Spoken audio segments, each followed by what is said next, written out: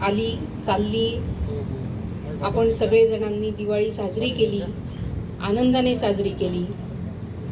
परंतु आमच्या या कृषीप्रधान देशामध्ये, कृषीप्रधान देशातला जो काही शेतकरी आहे, त्या शेतकऱ्याच्या घरात अंधार आहे. तो शेतकरी सुखी नाही, आनंदी नाही.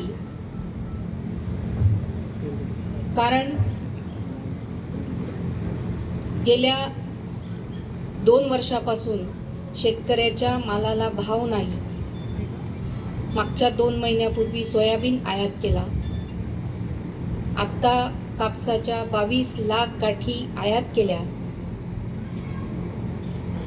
अशा परिस्थितीमध्ये की आज दिवाळी येऊन ठेपलेली आहे, हंगाम आलेला आहे आणि या हंगामाच्या काळामध्ये कापसाची आयात करून मला असं वाटतं या सरकारने शेतकऱ्याच्या जखमेवर मीठ चोळण्याचं काम केलेलं आहे. असं निर्दयी सरकार हे शिंदे भाजप सरकार जे आहे, खरं तर या सरकारचा मी तीव्र शब्दात निषेध करते. आज आमचा शेतकरी हवालदिल झालेला आहे.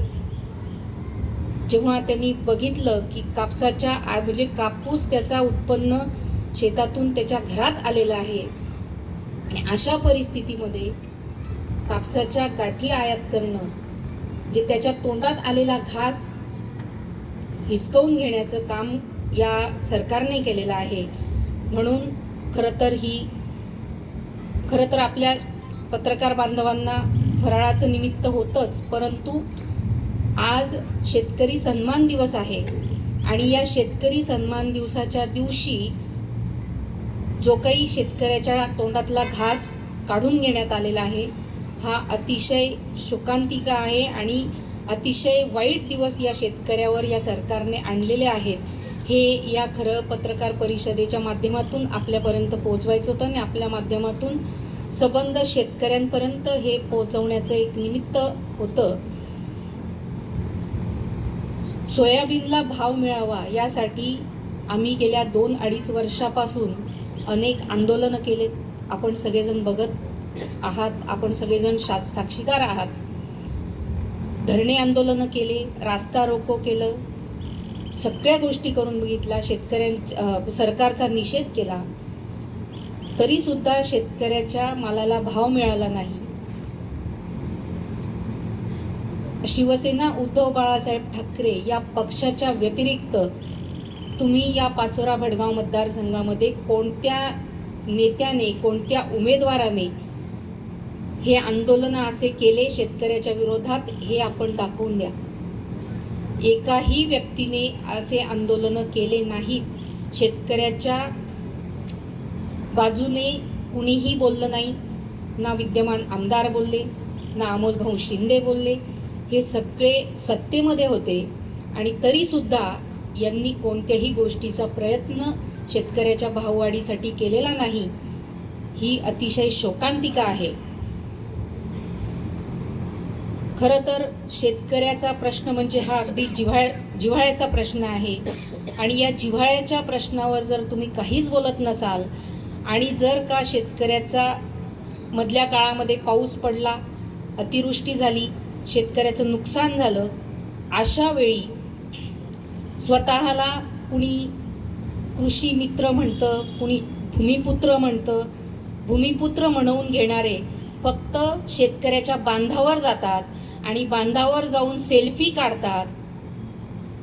मला असं वाटतं की नुसतं तुम्ही नौटंकी करण्यापेक्षा खरोखर शेतकऱ्याचे अश्रू पुसण्यासाठी तुम्ही सरकारकडून शेतकऱ्याचे प्रश्न मिटवण्यासाठी काही प्रयत्न केले असतील तर आपण दाखवून द्यावं.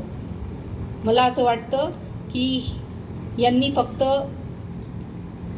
स्वतःला मतं मिळवण्यासाठी शेतकऱ्याच्या बांधापर्यंत जातात.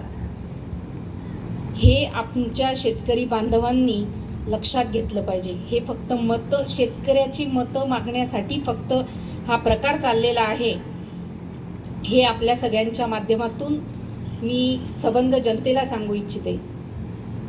दुसरा विषय महत्त्वाचा, विद्यमान आमदारांनी 3,000 कोटीचा विकास केल्याचा जो काही दंडोरा पिटवला, जर तुम्ही 3,000 कोटीची कामं केलेली आहेत तरी सुद्धा तुम्हाला वैशाली सूर्यवंशी नावाचा उमेदवार शोधून आणून उभा करावा लागतो, ही किती भयानक प्रकार आहे. याच्यातच तुम्हाला लक्षात आलं आहे की इथं आता माझी हार होणार आहे, म्हणून हा केविलवाणा प्रयत्न त्यांनी केलेला आहे. त्या दिवशी आपण सगळेजण होतात, उमेदवारी अर्ज भरण्याच्या दिवशी, शेवटच्या दिवशी किती भयानक प्रकार पाचोरा प्रांत कार्यालयात जो घडला, ही पाचोरा भडगावची संस्कृती नाही. 2 गटांमध्ये ज्या पद्धतीने मारामाऱ्या झाल्या, ज्या पद्धतीने गुंडगिरी झाली, ती गुंडगिरी या पाचोरा भडगाव मतदारसंघामधून संपवण्यासाठी सगळ्या चांगल्या लोकांना, चांगल्या विचाराच्या लोकांना एकत्र येणं गरजेचं आहे. ह्यांच्या पायाखालची वाळू घसरते आहे, म्हणून हा प्रकार केलेला आहे. खरं तर केंद्र सरकारने आत्ता 7,521 रुपयाचा हमीभाव कापसाला दिलेला आहे आणि ॲक्च्युअलमध्ये फक्त 5,500 ते 6,000 रुपये भाव शेतकऱ्याला मिळतो आहे. म्हणजे जो हमीभाव ठरवलेला आहे तो हमीभावसुद्धा पूर्ण देऊ शकत नाही असं हे सरकार आहे. हेच मागच्या वर्षी म्हणजे उद्धव साहेब जेव्हा मुख्यमंत्री होते त्यांनी 10,000 रुपये भाव आमच्या शेतकरी राजाला दिलेला होता. अगदी कोरोनाचा सारखी महामारी असताना सुद्धा इतका चांगला भाव दिला. असं हे शिंदे भाजप सरकार जे आहे ते शेतकऱ्यांचं शोषण करणारं सरकार आहे असं धडधडीत दिसतं आहे. मी आपल्या माध्यमातून शेतकरी बांधवांना आवाहन करेल की या जुमलेबाजांपासून आपण सावध राहा. अगदी कोरोनाचा सारखी महामारी असताना सुद्धा इतका चांगला भाव दिला. असं हे शिंदे भाजप सरकार जे आहे ते शेतकऱ्यांचं शोषण करणारं सरकार आहे असं धडधडीत दिसतं आहे. मी आपल्या माध्यमातून शेतकरी बांधवांना आवाहन करेल की या जुमलेबाजांपासून आपण सावध राहा. यांना फक्त तुमचे मतं पाहिजे आहेत. त्यांना माहिती आहे शेतकरी कुठेच जाणार नाही, म्हणून शेतकऱ्याला गृहीत धरलेलं आहे या जुमलेबाजांनी. यांना मतदान करायचंच आहे असं गृहीत धरून टाकलं आहे शेतकऱ्याला. शेतकऱ्याला महत्त्व दिलं जात नाही, म्हणून आज शेतकऱ्याने अगदी जागे होणं गरजेचं आहे आणि या सरकारला तडीपार करण्याशिवाय पर्याय नाही. इथे जेवढेही उमेदवार आहे युतीमधले तेवढ्या सगळ्यांना तडीपार करण्याशिवाय पर्याय नाही, हे मी शेतकरी बांधवांना अगदी विश्वासाने सांगते की आपण जर का आता यांना निवडून दिलं तर आपल्याला पुढचे 5 वर्ष रडण्यासाठीच रडावंच लागेल. अशा पद्धतीचे 5 वर्ष राहतील. म्हणून आपल्याला जर चांगले दिवस आणायचे असतील तर आपण विचारपूर्वक मतदान केलं पाहिजे. जसं मी आता 2-2.5 वर्षापासून आपण बघत आहात, मी शेतकरी बांधवांसाठीच आज मी शेतकऱ्यांवर का बोलते, कारण की शेतकरी सन्मान दिवस आज आहे. मी गेल्या 2-2.5 वर्षापासून शेतकऱ्यांवरच काम करते आहे, तरुणांवर करते आहे, महिलांवर करते. माझे वडील तात्यासाहेब त्यांनी आयुष्यभर शेतकऱ्यांसाठी स्वतःला वाहून घेतलं.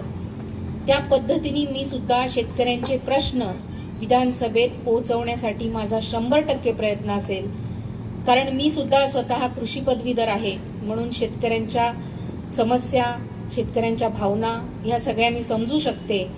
त्यामुळे मी आपल्या माध्यमातून शेतकरी बांधवांना सांगेल की मतदान करताना आपल्या हिताचं जे असेल त्याच व्यक्तीला मतदान करा आणि मतदान करताना आपण सगळ्यांनी शिवसेना उद्धव बाळासाहेब ठाकरे, शरदचंद्रजी पवार साहेब, सोनियाजी म्हणजेच महाविकास आघाडीच्या उमेदवारालाच आपण मतदान करावं आणि मतदान रूपी आशीर्वाद द्यावेत, हे मी आपल्या सगळ्यांच्या माध्यमातून विनंती करते. कारण की शेतकरी बांधव हा काही फक्त गृहीत धरणारा विषय नाही, हा जगाचा पोशिंदा आहे. भारतीय अर्थव्यवस्थेचा कणा आहे आणि त्याची जी काही थट्टा मांडलेली आहे आज सरकारने, तर या शेतकऱ्यांनी आता जागं होण्याची खरं वेळ आलेली आहे. खरं तर आता विधानसभा निवडणूक लागलेली आहे. हे समोरचे जे काही उमेदवार आहेत, हे तुमच्या गावामध्ये आल्यानंतर मला असं वाटतं त्यांना गावात घुसल्याबरोबर जाब विचारा. गावात घुसताना जाब विचारा की मागच्या 2-2.5-3 वर्षापासून आम्ही कापसासाठी भाव मागतोय, सोयाबीनसाठी भाव मागतोय. तुम्ही त्याच्यासाठी काय केलं? तुम्ही सत्तेत होतात, तुम्ही कधी आवाज उठवला का? तुम्ही कधी जाऊन प्रयत्न केला का? ह्या गोष्टीचा तुम्ही प्रत्येक उमेदवाराला जाब विचारला पाहिजे. की मी शेतकरी बांधवांना मी विनंती करते की आपण सगळ्यांनी, पुनश्च एकदा सांगते की आपण सगळ्यांनी मतदान करताना व्यवस्थित विचार करावा.